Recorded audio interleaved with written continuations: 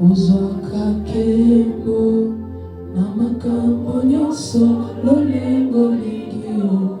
Ozwaka kembo encore une fois de plus. Ozwaka kembo na makambo nyonso lolengo lingio. Ozwaka kembo même si je suis stérile, Seigneur. Ozwaka kembo na makambo nyonso lolengo lingio. Ozwaka kembo. Même si on m'appelle sans papier, Seigneur. Ozwaka kembo na makambo nyonso lolengo lingio. Ozwaka kembo même si je suis sans appli, Papa. Ozwaka kembo na makambo nyonso lolengo lingio. Ozwaka kembo. Même si les bêtises ont dit c'est impossible, moi je te dis Seigneur. Ozwaka kembo na makambo nyonso lolengo lingio. Ozwaka kembo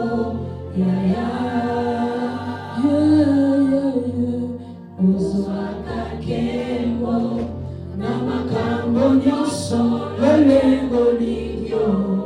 Ozwaka. Bien-aimé, dis à Seigneur, je te donne la gloire même si au fond de moi il y a la douleur. Je t'adore même si au fond de moi ça ne va pas, Seigneur. Parce que moi je sais, tu m'as dit de t'adorer peu importe les circonstances de ma vie. Tu m'as dit de t'élever, peu importe ce que je suis en train de traverser.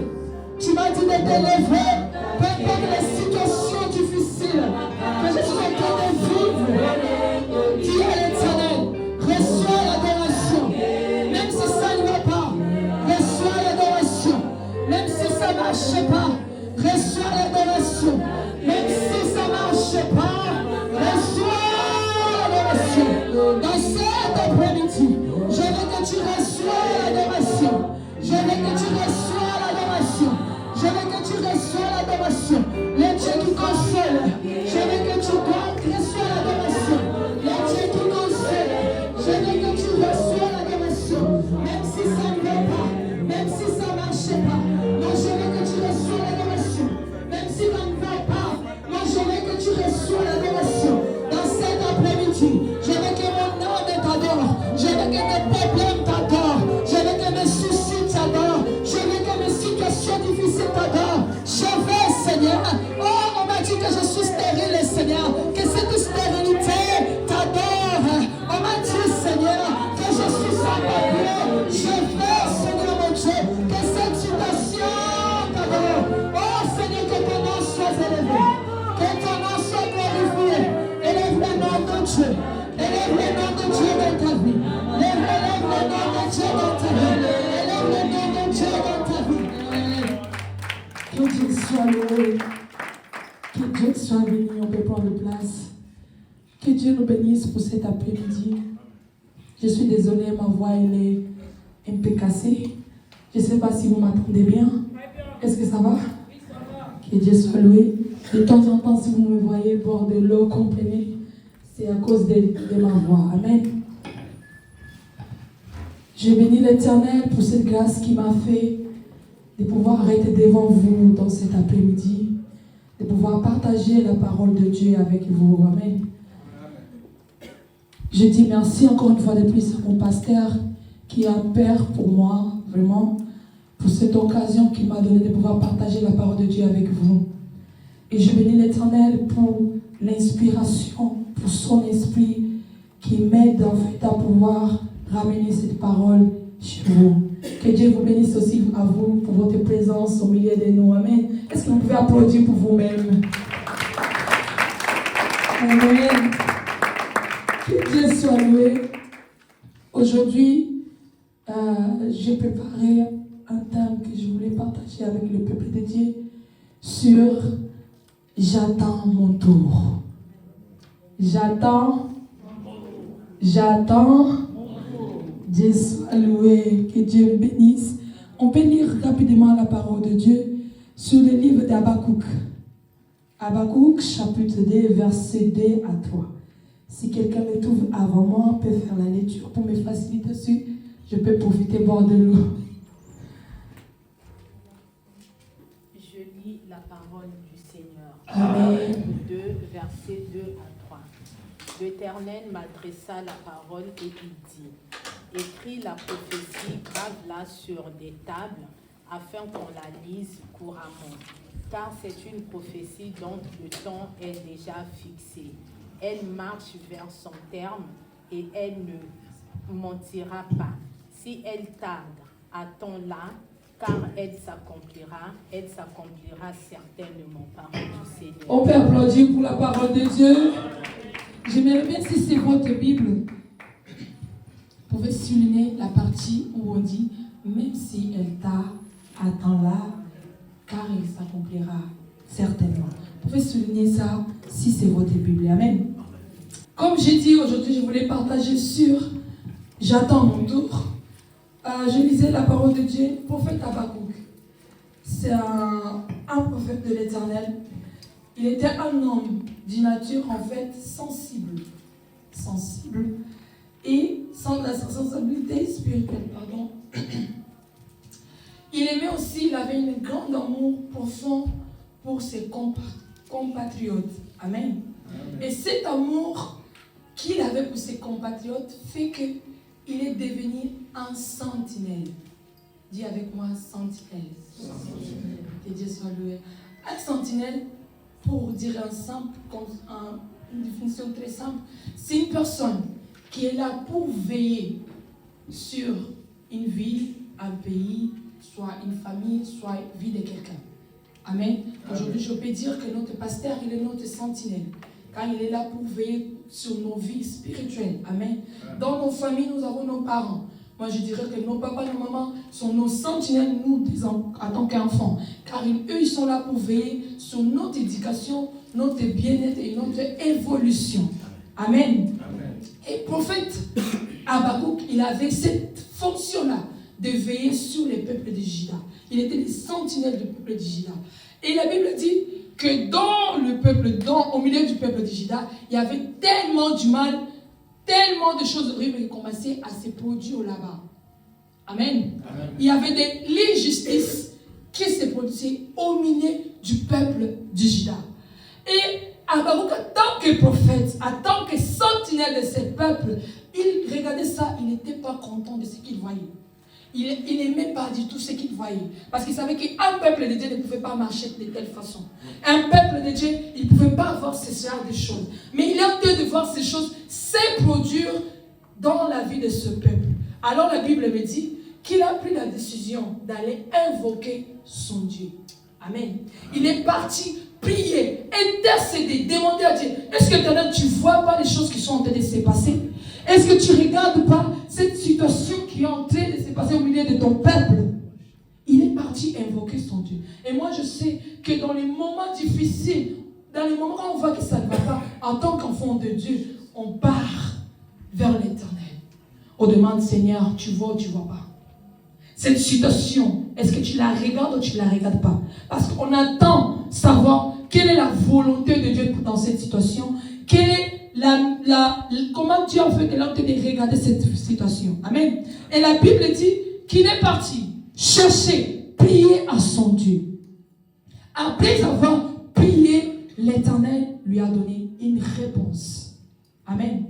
Mais aujourd'hui, moi je ne voulais pas parler de la réponse que Dieu a donnée à Habakkuk, mais plutôt de l'attitude que Dieu a demandé à Habakkuk d'avoir. Amen. Dieu, il a donné une réponse à Habakkuk. Comme nous sommes là, quand on prie, il y a des fois, on reçoit aussi une réponse. Dieu, il a donné une prophétie à Habakkuk. Nous aussi, quand on rentre dans l'intimité, on cherche Dieu, des fois, on reçoit une réponse de la part de l'Éternel. On reçoit une prophétie de la part de l'Éternel. Mais aujourd'hui, Donnel va nous parler de l'attitude qu'on doit avoir quand il nous donne cette réponse. Amen. Amen. Désolé. Pour aller plus rapidement, la Bible dit que l'Éternel a dit à Habakkuk dans le verset 3, Cette prophétie, écrit, grave-la, car elle s'accomplira certainement. Attends, car elle s'accomplira certainement. La première chose déjà, qu'on voit que l'Éternel, elle dit à Habakkuk, c'est d'écrire, de graver cette parole. L'Éternel, il peut délivrer une parole sur ta vie, mais tu les mets où? Car quand l'Éternel nous donne sa parole, cette parole, c'est comme si, je dirais, un appui. Un appui qui va nous aider. Quand il y a un moment difficile dans la vie, je regarde cette parole, ça me donne encore l'espoir. La Bible dit dans le livre de Josué, chapitre 1, verset 8, l'Éternel dit à Josué que ce livre de la loi ne s'éloigne pas de ta bouche. Médite-le jour et nuit, et ainsi tu marcheras de ceci en ceci, de gloire en gloire. Ça veut dire que l'Éternel, après avoir choisi Josué, établi Josué, il a dit que ce livre ne t'éloigne pas de toi. Car si tu es en train de dévier le chemin, aussi le peuple part dans une autre route, une autre voie, cette parole va les ramener. Quand vous allez consulter ces paroles, va vous ramener vers moi. C'est la même chose. L'Éternel t'a promis. Peut-être qu'il t'a dit que non, tu vas te marier, tu vas avoir d'enfants, tu vas avoir des travail. Je ne sais pas quelle est la promesse que l'Éternel t'a donnée. Peut-être qu'il t'a dit que tu seras une grande femme, un grand homme. Mais où tu l'as gardé? Est-ce que tu l'as gravé dans ton cœur? Est-ce que tu as encore cette parole avec toi? Parce que si, aujourd'hui peut-être, les enfants de Dieu, ils partent, ils vont ailleurs, peut-être parce que la parole n'est pas encore là. Il voit que la promesse ne s'accomplit pas. Il voit sa vie n'avance pas. Alors je vais aller chercher ailleurs la solution. Mais si la promesse de Dieu est dans ta vie, tu vas regarder, même si ça n'avance pas, moi je vais rester parce que l'Éternel m'a dit ceci. Même si ça ne va pas, moi je ne vais pas bouger parce que l'Éternel me dit que c'est ça et ça. C'est une assurance, je peux dire. Une assurance que l'Éternel nous donne. Pour qu'on ne puisse pas aller chercher ailleurs. Pour qu'on ne puisse pas s'abattre, même s'il y a les vents qui s'élèvent contre moi, je sais qu'il y a quelque chose dans ma vie. Et la Bible dit, il n'est pas un homme pour mentir. Car moi, un fils de l'homme peut se repentir. Si tu as donné quelque chose, certainement, il va accomplir. Et aujourd'hui, il veut nous dire, attends ta promesse. Parce qu'aujourd'hui, tu dis que non, on m'a humilié ici. Je vais bouger, je ne vais plus rester là. Parce que je connais l'humiliation dans cette maison. Mais l'Éternel veut dire à quelqu'un, ne bouge pas de cette maison. Car là où tu as connu l'humiliation, c'est là où je vais t'élever. Là où tu as connu le traumatisme, où tu as pleuré, c'est là où je vais te donner la joie. Il dit, attends. Attends ton tour. Ton tour arrivera aussi. Ce n'est pas parce que quelqu'un s'est marié aujourd'hui qu'il a terminé tous les mariages du monde. Ce n'est pas parce que quelqu'un a eu d'enfants aujourd'hui qu'elle a cassé les maternités. Ou que Dieu, il a arrêté de fabriquer les enfants.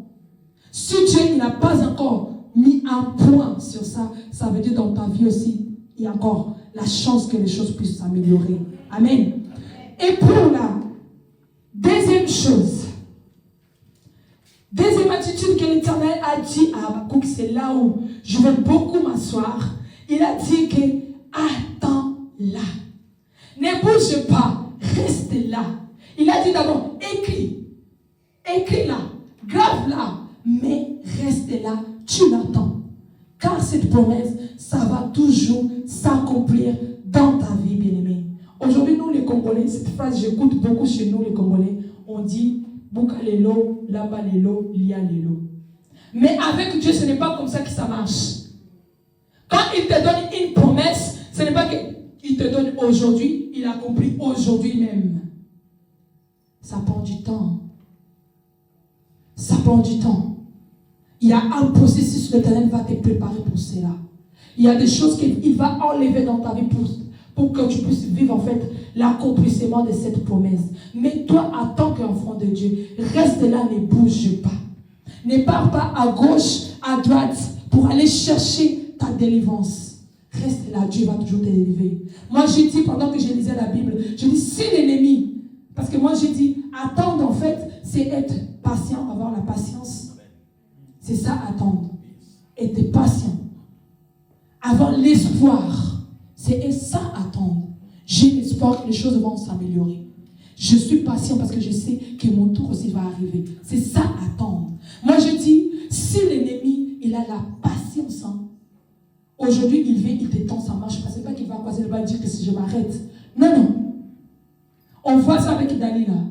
Dalila, il demande à Samson, ta force vient d'où? Samson, il les ment. Il lui dit, ça vient, si tu me tâches, j'aurai plus de force. La patience, bien aimée, c'est les fruits du Saint-Esprit. C'est les fruits du Saint-Esprit. Quand tu pries, demandez beaucoup les fruits du Saint-Esprit. C'est beau prêcher, c'est beau chanter, c'est beau parler en langue, mais c'est mieux encore quand tu dégages aussi les fruits de l'Esprit en toi. Amen. La Bible me dit dans le livre de Matthieu, Matthieu chapitre 14, si on peut le lire, chapitre 14, verset 13 à 22. Tous mangeaient et firent rassasier, et l'on apporta 12 paniers pleins de morceaux qui restaient. Parole du Seigneur. Amen. Est-ce qu'on peut applaudir pour la parole de l'Éternel? La Bible nous dit que la foule, ils étaient là. Tout d'abord, déjà dans l'histoire, Jésus voulait fuir la foule. Il a pris la barque pour aller de l'autre côté. Mais la foule, quand ils l'ont vu, ils ont commencé à suivre jusque là où il était. Et la Bible dit qu'il y avait du monde. Et là où ils étaient, c'était désert. Il n'y avait pas de boutique pour aller acheter la nourriture. Et les disciples de l'Éternel, ils ont venu dire à Jésus, c'est l'heure de dire à ces peuples de s'en aller. Parce qu'on n'a rien à les donner pour manger. Il y a des gens peut-être qui viennent te dire, c'est mieux que tu abandonnes. Parce que tu n'as rien pour faire dans ce monde. C'est mieux que tu laisses d'avancer avec ces études. Parce que tu ne vas pas réussir avec. Mais la Bible me dit, Jésus l'a dit, vous-même donnez-les à manger. Donnez ces gens à manger. Ils ont ramené 5 pains et 2 poissons. Ils ont dit, c'est tout ce que nous avons. Mais la Bible dit, Jésus a fait un miracle. Que ces pains, ils ont commencé à se multiplier. Moi, dans l'âge, j'étais là, je disais, parce que la Bible dit, il y avait 5000 hommes, sans compter les enfants et les femmes. Si on compte les enfants et les femmes, parce que nous, les femmes, là, il y a tout ce qui est l'Éternel, on est nombreux. Si on compte les femmes, avec les enfants, on peut même arriver à 20 000 personnes si je n'abuse pas. On peut arriver à 20 000, mais ces 20 000 personnes, ils vont manger que 2 poissons et 5 pains. Et la Bible me dit que ces pains, ils doivent commencer à se multiplier. Et que tout le monde qui était là a mangé quelque chose. Moi, j'étais là, je me disais, cette personne qui était 5 000 personnes, cette 5 000e personne, attendre. S'il n'avait pas la patience, est-ce qu'il aurait mangé? Est-ce qu'il aurait mangé s'il n'avait pas la patience? Aujourd'hui, l'Éternel veut dire les paniers circulent encore, ne sois pas pressé. Les paniers circulent encore, chacun à sa saison. Aujourd'hui, c'est la saison de Sarah, demain sera ta saison. Aujourd'hui, c'est la saison de Bénédicte, demain sera ta saison. Chacun a sa saison. La seule chose que l'Éternel te demande, reste là où tu es. Attends, sois patient. Ne bouge pas, reste là. Quand je vais te visiter, je vais manifester ma gloire dans ta vie. Mais il y a un temps déterminé pour ça. Ce n'est pas quand tu veux et comme tu veux. C'est quand moi je veux et comme je veux. Attends. Aujourd'hui, je vais encourager quelqu'un. Les paniers circulent encore. Les paniers ont été circulés. Même ici dans l'église, c'est que c'était ma victoire. Ce n'est pas parce que quelqu'un a eu son papier que tu penses que toi, Dieu t'a abandonné. Les paniers ont été circulés. Chacun a sa saison. Je dis les fruits, la mangue, elle ne se bat pas avec les oranges. Elle attend sa saison. Parce qu'elle sait quand ça va être sa saison, tout le monde va être émerveillé de manger la mangue. Yes. Tout le monde va être émerveillé d'avoir ses fruits. Mais si ce n'est pas ta saison, c'est la saison des oranges. On veut manger l'orange, toi la mangue, tu veux faire quoi là-bas? Tu veux te mélanger, l'Éternel te dit, ne te mélange pas dans la saison de l'autre. Parce que c'est ce moment que le monde puisse parler d'eux. Ton moment aussi arrivera où les gens vont parler de toi. Tu feras tellement de bruit. Ta bénédiction arrivera où les gens vont venir crier. Oh, elle s'est mariée, elle a eu son enfant. Et il dit, la gloire que je vais déposer en toi fera tellement de bruit que personne ne pourra s'arrêter. Ça va être comme des chariots en train d'avancer et d'avancer. Tout le monde va attendre. Parce que c'est moi qui ai en train de te visiter. Parce que c'est moi qui ai en train d'opérer dans ta vie. Et moi, je ne perds pas comme les hommes. Moi, je ne donne pas comme les hommes. Moi, je ne fais pas comme les hommes. Mais la seule chose que je te demande, attends. Sois patient. Sois patient. Enlève cette impatience dans ton cœur. Car si tu n'es pas patient, tu peux devenir jaloux de ton voisin. Tu peux poisonner même ton voisin. Tu la poisonnes pour une grâce que moi je l'ai fait. Et qui t'a dit que je ne ferai pas pour toi? Est-ce que tu sais ce que moi je réserve pour toi? Est-ce que tu sais ce que moi je vais faire pour toi? Soyez patient. Attends ton tour. L'Éternel va te visiter. Que Dieu nous bénisse. Aujourd'hui, je voulais vraiment exhorter